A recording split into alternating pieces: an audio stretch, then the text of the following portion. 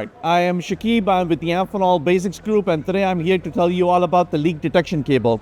With the advent of increased rise in liquid cooling data centers, there is an increasing need to be able to detect a leak and prevent costly damages should a leak take place from these conductor carrying tubes that circulate within the data centers.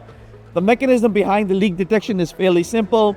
We have a cable. We have actually two kinds of cables. The first kind of cable has two conductors, electrical conductors intertwined, and should a leak take place, the conductors create a short, changing the resistance value, which is what gets picked up by the PCB or some sort of a software.